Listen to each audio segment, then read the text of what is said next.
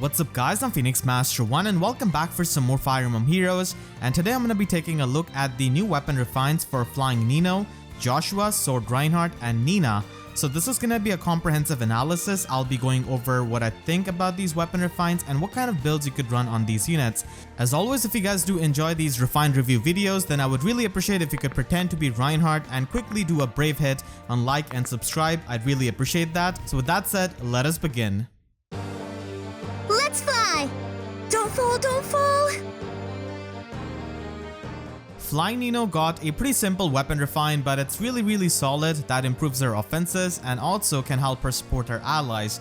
So the primary condition of Giga Excalibur no longer has any kind of cap on the true damage. Instead, it just lets her scale off the true damage based off her speed. So she can deal true damage equal to 20% of her speed, which is absolutely insane because Nino can quite easily reach something like 60 speed and she can easily get 12 true damage per hit, which is really strong, and she could even reach higher speeds at max investment. And the refinery part is basically joint drive attack and joint drive speed, which allows her to get even more offenses and also helps her support her allies. So this weapon refine is pretty straightforward. It just gives her more true damage and can help support the allies, and also makes Gaius cry in a corner because he also had a pretty similar weapon refine. However, Nino's weaknesses are still there because she is really frail, and as a mage flyer she doesn't have access to too many skills. But now her offenses have improved quite significantly, and the true damage is really easy to scale off if you just stack up some speed on her, which is really easy to do. For her budget build, you could just go with Desperation because she's quite frail and you cannot really go wrong with Double Sparrow. If you want to use her in Arena Assault, then I guess you could run Lancebreaker, but with how frail Nino can be, it can be really hard for her to even survive one hit from many of the plus and merged Lance units, so you would probably have to support her a bit more for her defenses to survive some of those hits. Mainly the true damage from Giga Excalibur can help you take out even the plus 10 merged units.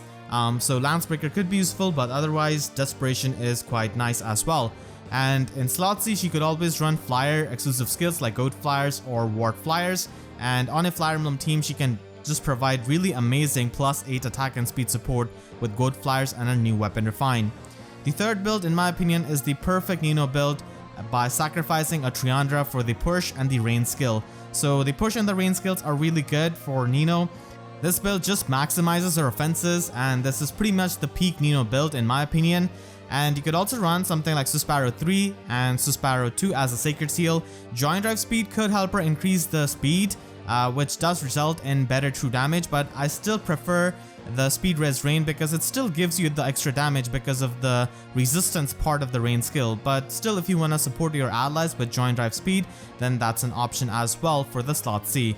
You could also run Fury 4 on her because it can give her extra bulk, and that does synergize with Desperation and also the Brazen skill if you want to run that. And Fury 4 and Attack Speed Rain could be obtained from Brave Claude, and it just makes her a bit more bulky with this build. So if you're thinking that her bulk is lacking, then this is the build that you could go for.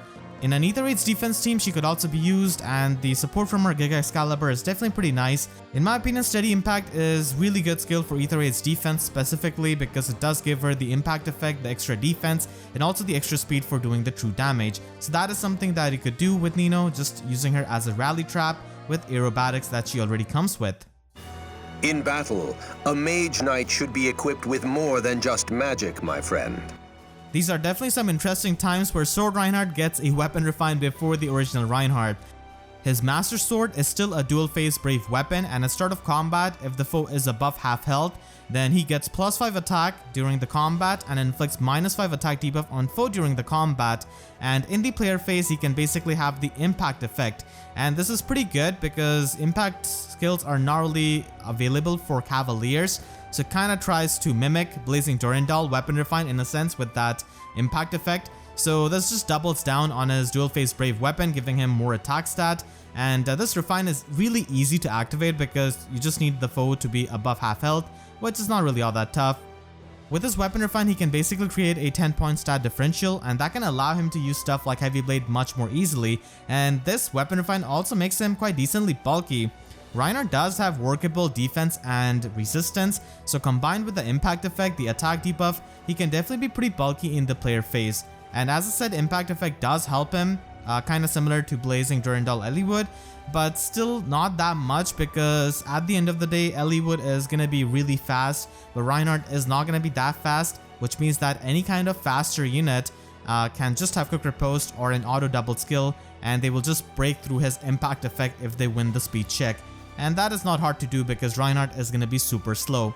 So Reinhardt does end up becoming more bulky and can hit harder now, but still he's going to be having competition with other Sword Cavaliers like Blazing Durandal Eliwood, of course, who is just so insane and easily plus and mergeable, and even Sigurd now with his Divine Tearfang weapon refine, which does make him pretty good dual face Cavalier. For Reinhardt's builds for the budget, we don't really have really good options for slot A that can work in both phases, so you could stick with his default Death Blow and simply go with Attack Defense Solo if you want to have some kind of mixed option. Solo skills in general are really good on cavalry units, and Attack Defense Solo does go well with him, and you could always use him as a distant counter unit. You could go with the tank route by having lull attack defense and attack smoke, or you could go with the Vantage sweeping route with Vantage and defense smoke. Either of those options can work out with him, but keep in mind by running distant counter, you're giving up on some power in the player phase by not having a slot A skill that could increase his attack. So that just means that you're not going to be getting that much mileage in the player phase, and thus in a sense kind of wasting his impact effect, but still he could function really well in the enemy phase with this kind of build. You could also run Heavy Blade 4 on his slot A because, like I said, the 10-point stat differential that he makes is really helpful in triggering Heavy Blade. So you could run Quick Impulse, Heavy Blade, and have Gale Force as a 4-turn special, and he can easily activate Gale Force with the help of those things.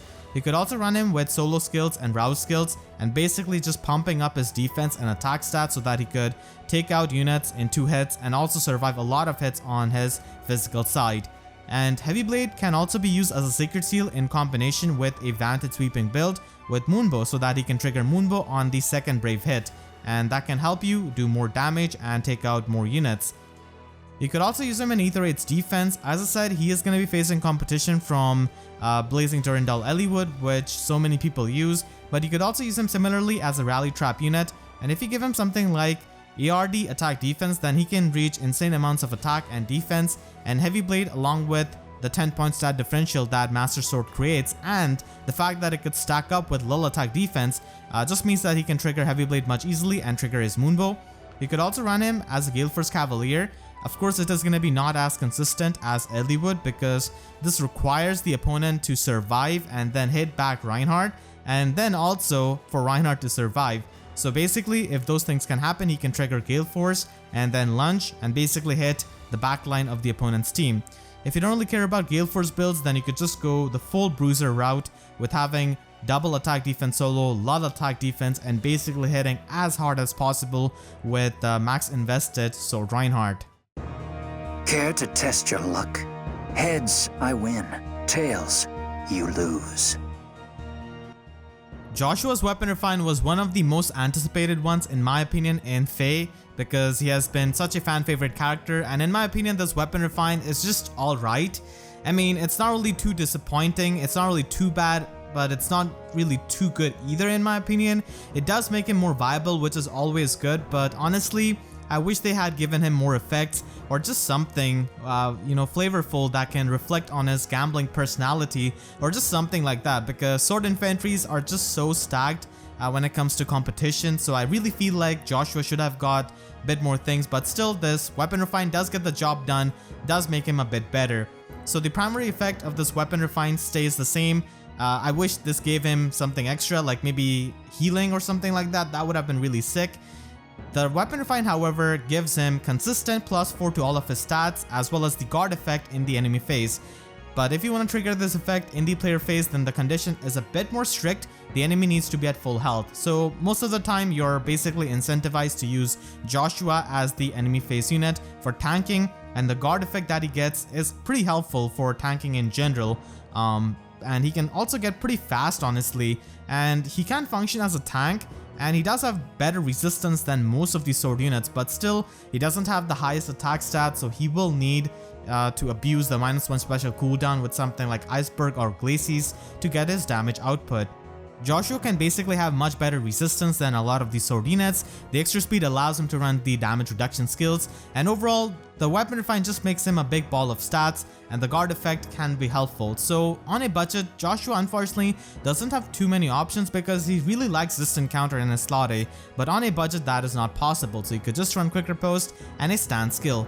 But if you want to invest heavily into Joshua, then I would very much recommend you to run distant counter. That is his best slot A skill. Joshua's main redeeming quality as a sword infantry unit is much better resistance than most of the sword units, so distant counter is a very necessary skill. You could run a damage reduction skill in slot B by having plus speed IV. That is definitely the best IV for him in my opinion, and you could have a speed boosting sacred seal like Swiss stance, or even attack speed solo if you want to. Giant drive speed in slot C is also going to be helping you increase the speed, and Adulhma also does it after the weapon refine. You could also run it with lull attack speed and basically have mystic boost as a sort of healing, because for damage output you will need something like iceberg, and if you want to get some healing then mystic boost is a pretty good option, and lull attack speed can just overall help him in most of the combats. You could also use him with special spiral and glacis if you want to have some nice juicy damage using his resistance. Because of Adulhma, Glacis becomes a 3-turn special, and with special spiral activated, he could instantly retaliate back with Glacis and do massive amounts of damage. So this could be a build if you want to have some high damage output. He can pretty much charge his ether in a single round of combat, and then against a fresh opponent he can recover a lot of HP using that ether. He could also be using Ether 8's offense using Noontime, Null Follow-Up. Null Follow-Up is going to be a pretty big necessity if you want to use him in the light season. So this is basically for the light season, and you could run him with triple mythics. He does reach 70 HP, which is pretty good, and he can have respectable amount of resistance, which is always going to be appreciated against a lot of the magical threats. He could also be run in the Asher season with a quad mythic setup, and he can reach 75 HP. Null Follow-Up is mainly used for Bramimon, so in the Asher season I guess you could run a damage reduction skill, and with his already respectable resistance and the damage reduction skill, he can definitely function as a pretty decent tank. What is it? It's not like I'm doing anything strange. Honest. I always felt like Nina was one of those units who should never have been a 5-star locked unit, and she would have got much better usage if she was 3-star, 4-star, as people would have built her up much easily, but finally she has got a weapon refine that can make her stand out.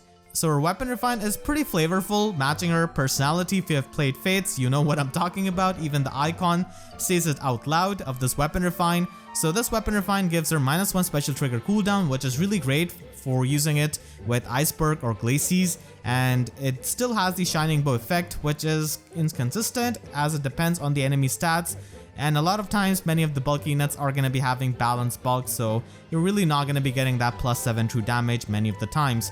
Her weapon refine requires her to be within 3 spaces of a support pair, and if that is met, then she can basically get +6 to all of her stats and also get healing per hit, similar to weapons like Candy Cane Plus. So the self-healing can have anti-synergy with stuff like Desperation, which she would require because she doesn't have the highest bulk at low investment, but still it can work with stuff like Fury or Push skills and can just offset their recall damage. So this weapon refine is definitely pretty gimmicky, and it can be inconsistent because it requires 2 specific allies to be within 3 spaces. The 3 space range is pretty forgiving in my opinion, but the fact that you need to have specific 2 allies that have the ally support does make it quite restrictive in nature. But still, nonetheless, this is a pretty hilarious weapon refine at the same time matching her personality. Even after this weapon refine and with like really high investment, there are many modern archers who can simply outperform her even at low merges or like unmerged. Shinon being one of them, who's going to be present in the Hero Fest banner, and when it comes to budget, there's always going to be the competition from Spendthrift Norn, who is a really popular merge project. For budget Nina's builds, you don't really have too many options. Like I said, Desperation does have anti-synergy with the self-healing that she does, so that's why you could just stick with her Link skill and just go with Iceberg, as it is a 2-turn special, does work out pretty well, and Fury's recall damage does get offset by the healing.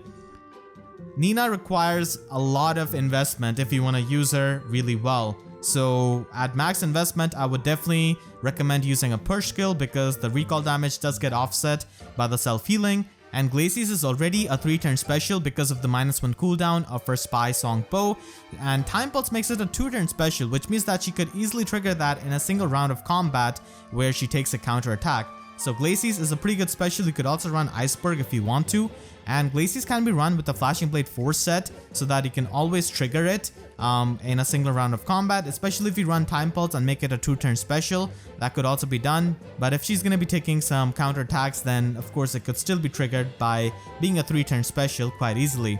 Because of her high speed at max investment, Null Follow-Up does become a pretty good option.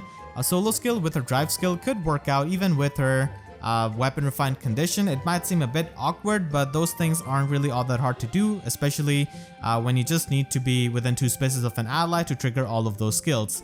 Time Pulse with Glacies is definitely something that she appreciates for her damage output, but if you cannot run that, then just run Iceberg.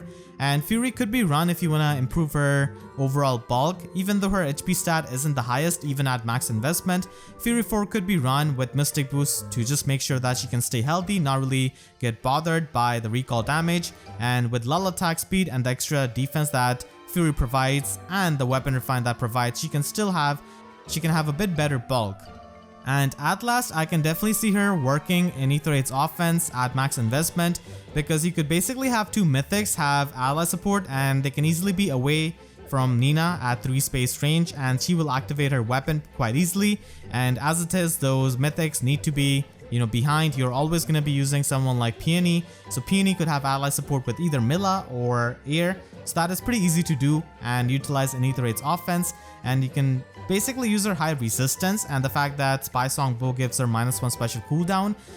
So you could run something like Glacies with Special Spiral and just retaliate back with Glacies that do so much damage. A Unity skill is really good in Ether 8's offense, and you can also utilize the self-healing that the Spy Song bow gives you. So you don't really need to run a healing special and just run a really hard-hitting special like Glacies. So that could be done, but of course this is on like really max investment level.